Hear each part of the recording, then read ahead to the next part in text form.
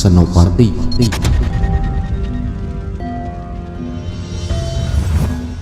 Sedulur-sedulur nasihat kehidupan misteri, Ki Ageng Mangir atau Raden Djoko Humbul Wonoboyo adalah putra Kiai Ageng Bondan Surati bin Prabu Browijaya yang berarti masih Trah Mojopahit.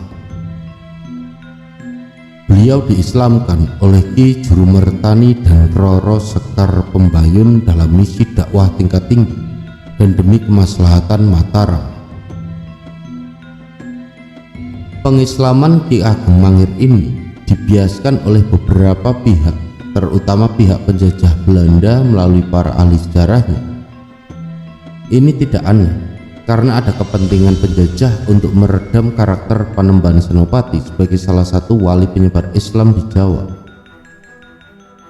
Sebagai contoh, Babat Mangir sebagai sumber sejarah tak pernah diketahui siapa penulisnya. Tembok makam di mana Mangir dimakamkan adalah dibangun di abad 18 pada saat pemerintahan Hamengkubuwono kedua atau ketiga. Siapa yang menulis Babat Mangir? Pastilah mengacu pada model makam yang berada di bawah tembok tersebut. Jadi Babat Mangir disosialisasikan oleh penulisnya pada saat atau setelah perang Diponegoro, sama dengan kisah perang Bubat, kira-kira antara tahun 1825 hingga 1835. Gabungan tentara Mangir di bawah Ki Ageng Mangir dan tentara Mataram akan sangat memperkuat kejayaan Mataram. Nah, oleh karena itu adipati para penentang Mataram berkolaborasi menciptakan intrik politik untuk memecah kekuatan Mangir Mataram yang telah diikat oleh perkawinan Ki Ageng Mangir dengan Roro Pembayun. Mereka menggunakan tangan Raden Ronggo untuk menjadi mata-mata sekaligus eksekutor bagi Ki Ageng Mangir, tokoh yang kisahnya sengaja dikaburkan. Secara logika, Ki Mondoroko atau Ki Jurumertani adalah murid langsung Kanjeng Sunan Kalijogo, seorang waliullah besar. Nah, seluruh nasihat kehidupan misteri, Ki Jurumertani itu pasti tidak akan mengizinkan cucu keponakan kesayangannya menikah dengan seorang yang non-muslim. Panembahan Senopati sudah mengizinkan Ki Ageng Mangir menjadi menantu sekaligus sekutu Mataram yang sangat kuat. Nah, saking dekatnya Ki Ageng Mangir diizinkan masuk ke kamar pribadi Panembahan Senopati. Di tempat pasolatan Panembahan Senopati, namun ada juga oknum lain yang bisa masuk ke kamar pribadi Senopati, yaitu Raden Ronggo yang juga putra Panembahan Senopati. Nah, terpicu oleh berita kesaktian Mangir dan dengan sengaja mencobanya, Raden Ronggo menghantam Ki Ageng Mangir dengan watu gateng dari belakang saat Ki Ageng Mangir itu sedang sholat. Nah, Ki Ageng Mangir gugur dengan kepala pecah bersimbah darah. Adakah yang lebih masuk akal dari cerita ini?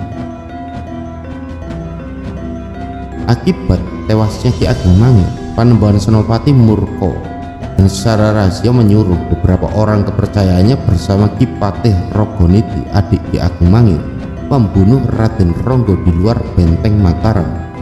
Dalam suatu perkelahian yang fair, Raden Ronggo tewas oleh tusukan tombak naga baru keliting.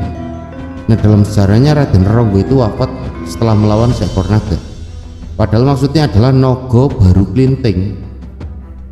Nah, jejak dan makam Ki Patih Rogoniti itu tercatat di dusun Cangkring, Serandaan, Bantul, termasuk makam keturunannya Kiai Muntahal di Patihan, Serandaan, Bantul, yang menurunkan Lurah Kerto Pengalasan, salah satu panglima perang Pangeran Diponegoro. Berita pembunuhan Ki Ageng Mangir oleh Panembahan Senopati disebarluaskan oleh para musuh Mataram dalam usaha mendiskreditkan reputasi Panembahan Senopati, Raja Mataram Islam, sebagai orang yang kejam, suka ingkar janji, penuh tipu muslihat. Padahal kejadian yang sebenarnya adalah sebuah upaya menutup-nutupi sejarah pengislaman Ki Ageng Mangir oleh Pembayun dan Ki Jurumertani atas perintah resmi Panembahan Senopati. Watu Gilang bukan singgasana kerajaan, tetapi batu pipih tempat pesolatan adalah aneh mendeskripsikan tempat sholat dan singgasana rojo. Tidak mungkin singgasana kerajaan berwujud batu pipis tinggi 30 cm, dan sangat tidak masuk akal orang yang duduk bersila membunuh dengan cara membenturkan kepala ke tempat duduknya. Jadi Ki Ageng Mangir tidak pernah dibenturkan kepalanya di singgasana raja di hadapan para bupati.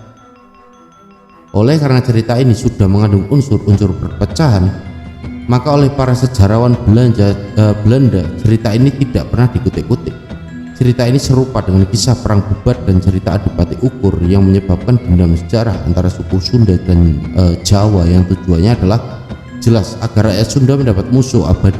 Kisah yang sama dipakai untuk mencegah pengaruh Diponegoro di Jawa Barat. Modusnya adalah adu domba.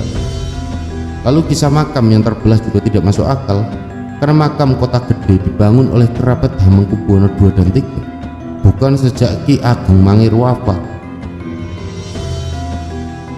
Sebagai pahlawan Mataram, Roro Pembayun yang telah mengandung anak Ki Ageng Mangir diungsikan ayahandanya ke tempat kakeknya Ki Penjawi di Bumi Pati. Nah, kelak anak itu lahir sebagai Ki Lurah Bagus Wonoboyo yang bersama ibundanya sempat berguru kepada Pangeran Benowo bin Joko Tingkir di Kendal.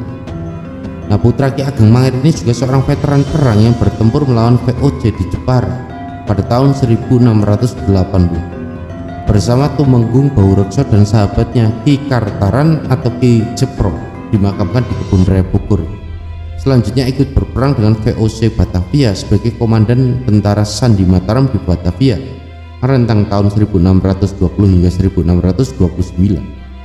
Lalu keberhasilan unitnya membunuh Jan Pieter Zonkon, gubernur jenderal VOC, dan mempersembahkan kepala JP Kon itu ke hadapan Sultan Agung melalui Panembahan Jumina, mampu menghentikan niat Sultan Agung menghajar kembali Batavia dan memusatkan usahanya membangun kejayaan Mataram.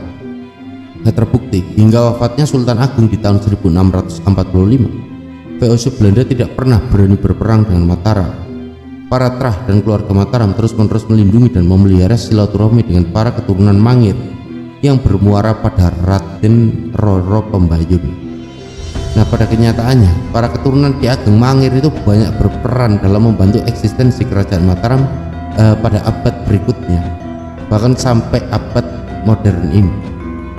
Bahwa peninggalan Ki Ageng Mangir di Mangiran berupa Linggayoni, candi dan sebagainya itu tidak serta-merta menyatakan bahwa Ki Ageng Mangir masih Hindu setelah menjadi menantu Panembahan Senopati. Sebab seperti kebanyakan keturunan Prabu Brawijaya, Ki Ageng Mangir akhirnya masuk Islam. Hanya kenapa keislaman Mangir ini ditutupi oleh cerita sejarah yang cenderung tendensius menyudutkan Panembahan Senopati sebagai Raja Islam Mataram pertama di wilayah Jawa Tengah sebagian selatan. Pertanyaan inilah yang harus kita jawab. Ada apa dengan upaya menutupi pengislaman Mangir di abad 16 ini dengan sebuah babat karangan anonim? Nah, sedulur-sedulur nasihat kehidupan misteri, Trah Mangir mempunyai ciri-ciri yang ambigu atau mendua, namun selalu mengambil jalan keras saat memutuskan untuk bertindak. Ciri Trah juga selalu menjadi pemberontak yang teguh dan kemampuan olah pikir atau olah seni yang sangat mumpuni. Kita bisa lihat jejak Trah Mangir seperti Untung Suropati, Pramudia Anantatur, Raden Saleh, Kartosuwiryo, atau bahkan Basuki Abdullah yang meninggal secara tragis ditikam seorang maling amatir yang kepergok beliau saat mencuri di rumah pelukis ternama itu. Kebanyakan Trah mencantumkan nama-nama bangsawan atau pahlawan sebagai kebanggaan. Trah Mangir menyembunyikan perjuangan dan jati diri persis seperti pengorbanan Ki Ageng Mangir. Banyak sejarah yang diputar balikkan oleh kaum penjajah dengan tujuan mendiskriminasi tokoh tertentu, terutama dalam hal penyebaran Islam di masa lalu dan juga untuk mengoyak persatuan yang ada di kalangan rakyat. Bahkan di pedesaan pada masa penjajahan oleh kalangan penjajah, kesenian pun ditumpangi unsur politik penggelapan sejarah. Di antaranya pada kesenian ketoprak dibikin lakon yang mengulas tentang sejarah yang diputar oleh Belanda. Di antaranya tentang Ki Ageng Mangir, Kamandoko, Baron Sekeber, dan lain-lain. Dan sampai saat ini pun masih banyak sejarah yang diputar balikkan oleh para penulis yang tidak mengetahui tentang sejarah. Semoga berkenan dan semoga bermanfaat.